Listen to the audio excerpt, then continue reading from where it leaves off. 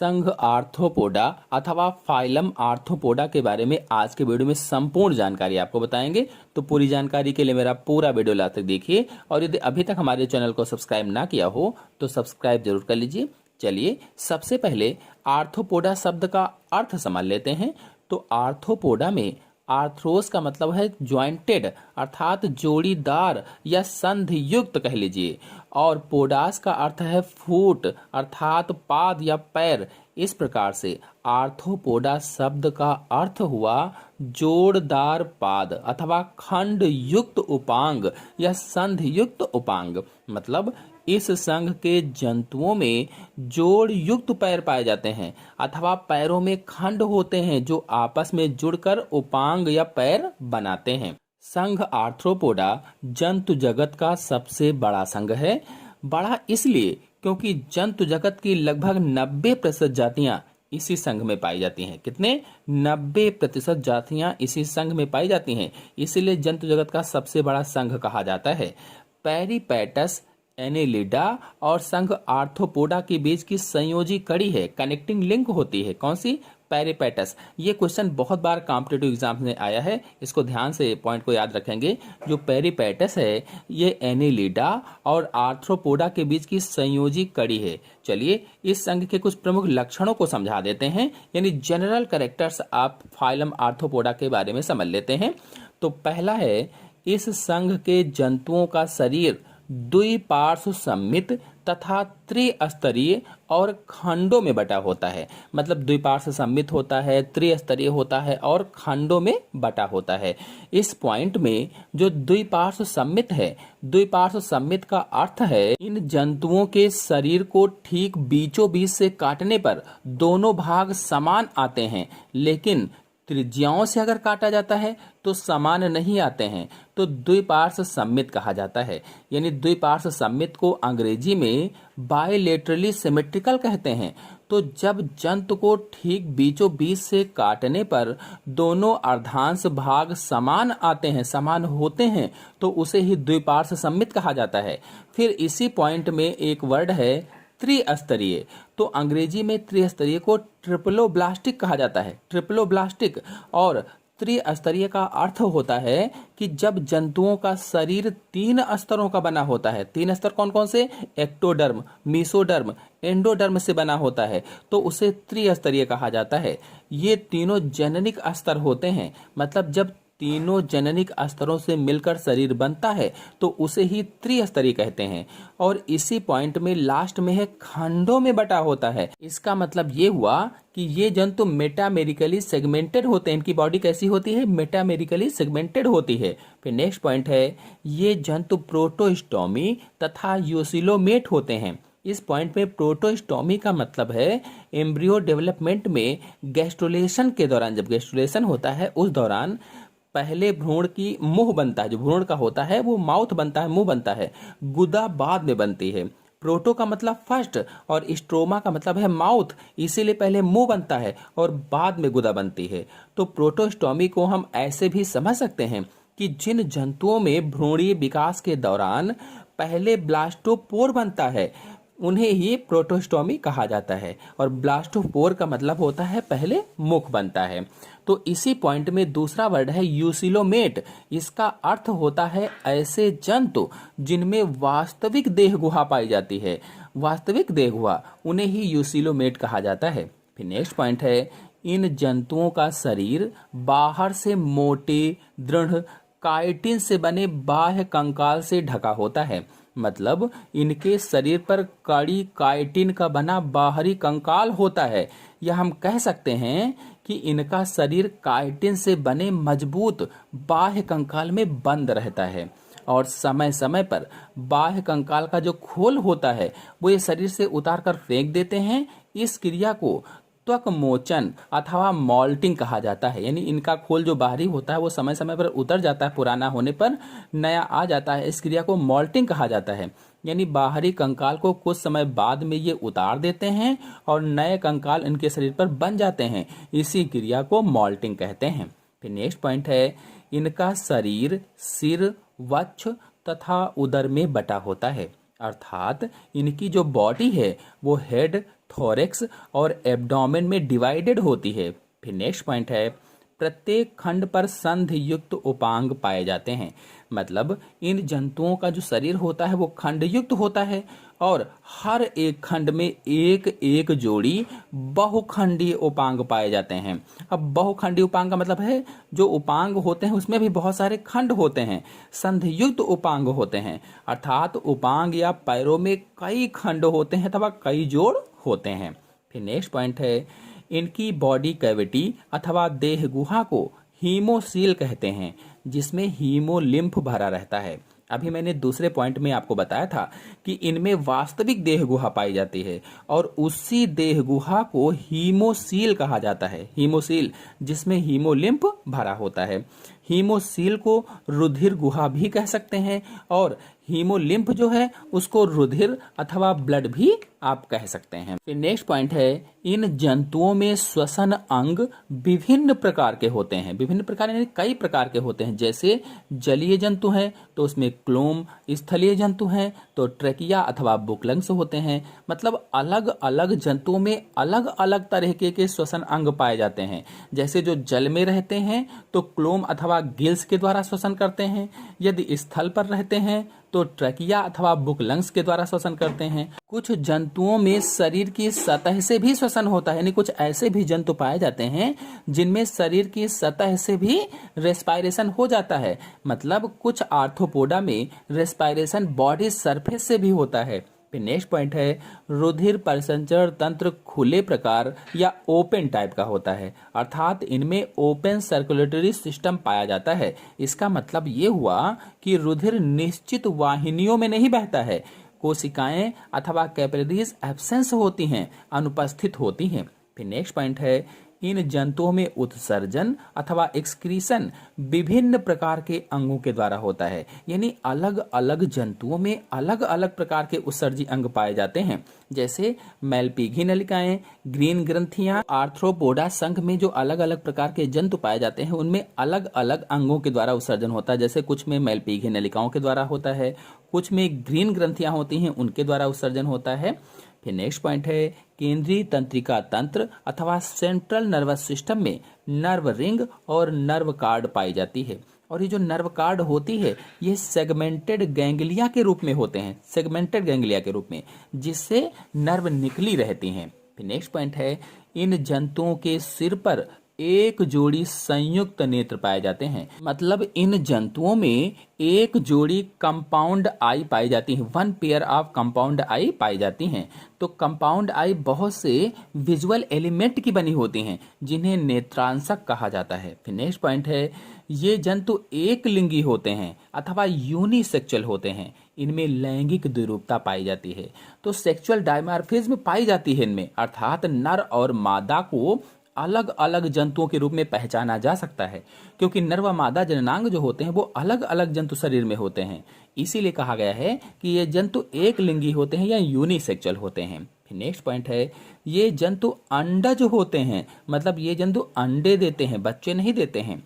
Phylum arthropoda के examples को समझ लेते हैं। यानी आर्थ्रोपोडा संघ में मुख्य रूप से काकरोच, तिलचट्टा, झींगा मछली अथवा प्राण, केकड़ा अथवा क्रैब, कनखजूरा अथवा सेंटीपीड, बिच्छू अथवा स्कॉर्पियन, मकड़ी अथवा स्पाइडर, मक्खी, मच्छर, तितली, मधुमक्खी आदि प्रमुख जंतु आते हैं। इन सभी जंतुओं की संरचना, इनकी पूरी जानकारी को बताने से पहले संघ आर्थ्रोपोडा का वर्गीकरण अर्थात क्लासिफिकेशन ऑफ आर्थ्रोपोडा को समझ लेते हैं। तो शरीर विभाजन तथा कुछ उपांगों की प्रेजेंस व एब्सेंस के आधार पर संघ आर्थ्रोपोडा को 3 उपसंघों में बांटा गया है। पहला उपसंघ है ट्राइलोबाइटोमोर्फा, दूसरा उपसंघ है कैलिसेरेटा और तीसरा उपसंघ है मैंडिबुलेटा अथवा एंट्रेनेटा।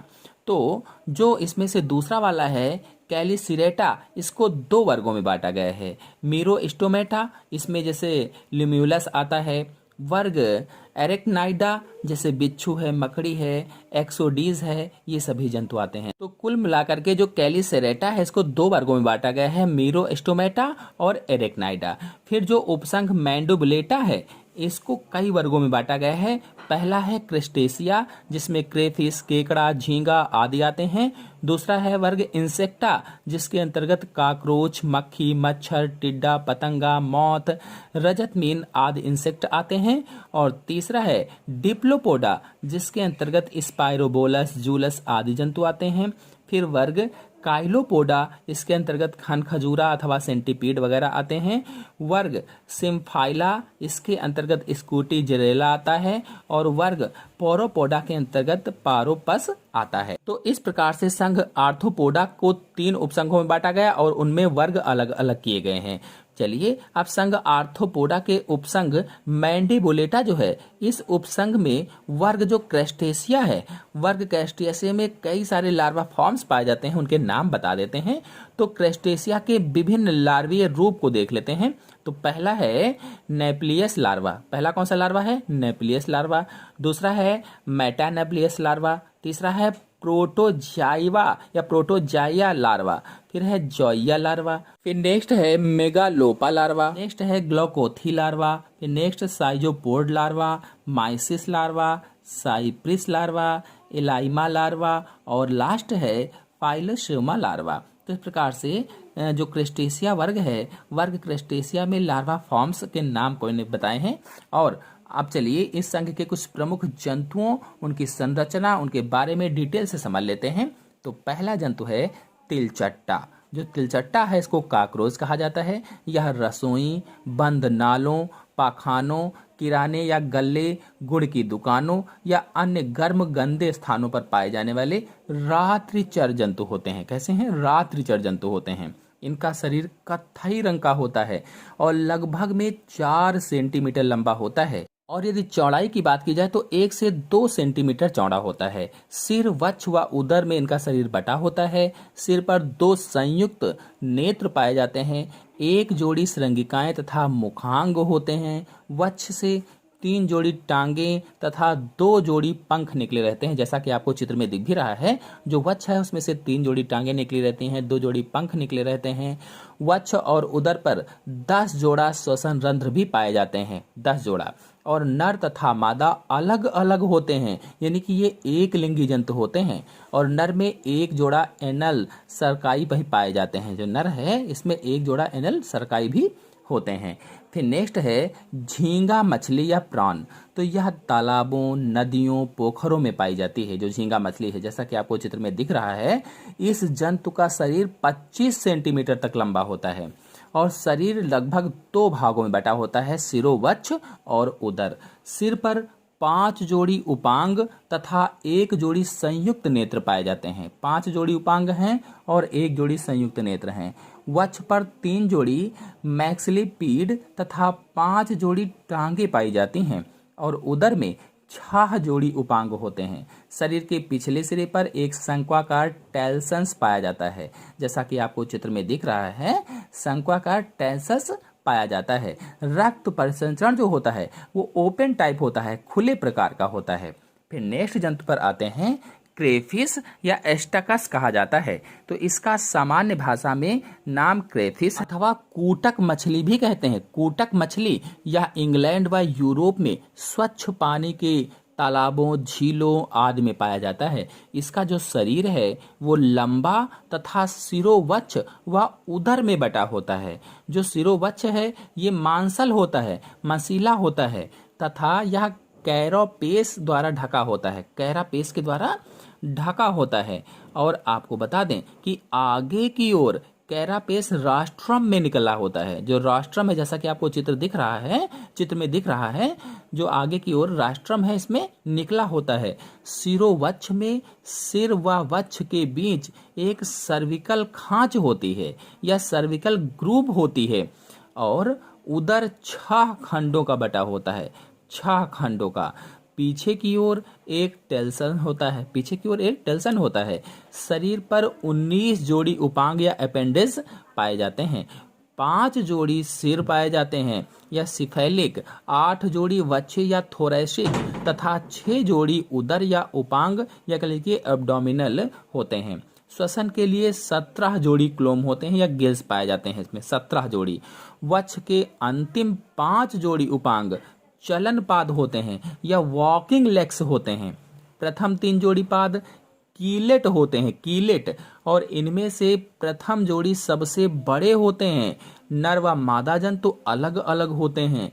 अंडे मादा के प्लव पादों से चिपके रहते हैं। जो अंडे होते हैं वो पेलियोपॉड्स से चिपके रहते हैं। क्रेफिश सर्वभक्षी प्राणी होता है, सभी कुछ खा लेता है, जो हर प्रकार के सजीव व निर्जीव कार्बनिक पदार्थों को खा लेता है। फिर नेक्स्ट है केकड़ा या क्रैब, जो कार्सिनस है, इसे सामान्य भाषा में केकड़ा कहते हैं। यह जलवासी आर्थ्रोपोड है, यानी जल में रहता है, जो समुद्र के किनारों पर छिछले पानी होते हैं, पत्थरों के नीचे दबे रहते हैं, रेत या दलदल में भी छिपे रहते हैं। शरीर सिरोवक्ष व उदर में बटा होता है और उदर छोटा होता है, स्थायी रूप से सिरोवक्ष से ढका रहता है, और 5 खंडीय सिर तथा 8 खंडीय वक्ष के समेकन से बनता है, या 5 खंडीय सिर और 8 खंडीय वक्ष के जुड़ने से बनता है। और इसमें जो सिरोवक्ष होता है, सिफेलोथोरैक्स होता है, इसकी चौड़ाई लंबाई से अधिक होती है और कारापेस से ढका रहता है। सिर में एक जोड़ी सवृंत संयुक्त नेत्र होते हैं, सवृंत यानी व्रंत सहित संयुक्त नेत्र पाए जाते हैं, और एक जोड़ी एंटीन्यूस, एक जोड़ी एंटीनी होते हैं। वक्ष पर 5 जोड़ी चलन पाद या वॉकिंग लेग्स होते हैं, जिनमें से प्रथम जोड़ी पाद चेलेट होते हैं। नर में 2 जोड़ी तथा मादा में 4 जोड़ी प्लवक होते हैं, प्लवक पाद पाए जाते हैं, पेलियोपॉड्स होते हैं। मादा के जो पेलियोपॉड्स होते हैं, प्लवक पाद होते हैं, वो अंडे से चिपके रहते हैं, और उदर पर यूरोपॉड्स अनुपस्थित होते हैं। केकड़ों को अनेक देशों में स्वादिष्ट भोजन के रूप में प्रयोग किया जाता है। नेक्स्ट है शतपदी अथवा कनखजूरा, यानी सामान्य भाषा में इसे कनखजूरा भी कहते हैं। यह रात्रिचर प्राणी होता है और ये पत्थरों, लकड़ी के लट्ठों के नीचे, तहखानों, नालों आदि अंधेरे स्थानों पर पाया जाता है। यह फुर्तीला व तेजी से भागने वाला शिकारी प्राणी है, जो कीटों, मकड़ों व स्लग्स का शिकार करता है, और शरीर पृष्ठ अधर से चपटा होता है। शरीर पर बहुत सारे खंड पाए जाते हैं। सिर स्पष्ट होता है और इस पर एक जोड़ी एंटेनी होते हैं, यानी सिर पर एक जोड़ी एंटेनी, 2 जोड़ी मैक्सिली तथा 4 जोड़ी संयुक्त नेत्र या कंपाउंड आई पाए जाते हैं। धड़ के प्रत्येक खंड पर एक जोड़ी बहुखंडी पाद पाए जाते हैं। जितने भी शरीर पर खंड होते हैं, हर एक खंड पर एक जोड़ी बहुखंडी पाद होते हैं, जिनके सिरों पर क्लाज होते हैं, यानी नाखून होते हैं। प्रथम जोड़ी पाद मैक्सिली पीट्स कहलाते हैं। जो प्रथम जोड़ी पाद होते हैं उनको मैक्सिली पीट्स कहा जाता है, और ये विषैले नखर में रूपांतरित होते हैं या विषैले नाखूनों में रूपांतरित होते हैं। नर व मादा जंतु अलग अलग होते हैं। नर जनन छिद्र या जेनाइटल पोर शरीर के पिछले भाग में स्थित होता है। शरीर चमकीले रंग का होता है। इनके काटने से मनुष्य के शरीर में अत्यधिक पीड़ा होती है। फिर नेक्स्ट है टिड्डी अथवा शिष्टोसर्का। तो यह सुदृढ़ शरीर तथा समूह में रहने वाला कीट है, जिसके जीवन काल में 2 प्रावस्थाएं होती हैं। गहरे हरे व धूसर रंग के धब्बों युक्त पीले रंग के शरीर वाली अप्रवासी प्रावस्था, और गहरे धूसर रंग के धब्बों युक्त गुलाबी रंग की वाली प्रवासी प्रावस्था होती है। शरीर सिर, वक्ष व उदर में बटा हुआ होता है। सिर पर 2 संयुक्त नेत्र, 3 जोड़ी ओसलाई तथा सरल नेत्र, 1 जोड़ी एंटेनी तथा मुखांग होते हैं। वक्ष पर 3 जोड़ी संधित पाद पाए जाते हैं तथा 2 जोड़ी पंख होते हैं। प्रथम जोड़ी पंख अपेक्षाकृत मोटे व अपारदर्शी होते हैं, जो टेगमाइना कहलाते हैं। जो प्रथम जोड़ी पंख होते हैं उन्हें टेगमाइना कहा जाता है, और द्वितीय जोड़ी पंख झिल्ली नुमा होते हैं। सिर पर लंबे एंटेनी तथा संयुक्त नेत्र पाए जाते हैं। ये फसलों को बहुत हानि पहुंचाते हैं। फिर नेक्स्ट है बिच्छू। यह एक रात्रिचर प्राणी है, जो दिन में पत्थरों के नीचे, कूड़े करकट में, घास फूस में छिपे रहते हैं और रात्रि में बाहर आकर छोटे छोटे जीवों को खाते हैं। इनका शरीर लगभग 3 से 8 सेंटीमीटर लंबा होता है। इनका रंग चमकदार काला व गहरा भूरा होता है, और पृष्ठ तल का जो रंग है वो अधिक गाढ़ा, जबकि आधार तल का जो रंग होता है वो हल्का होता है।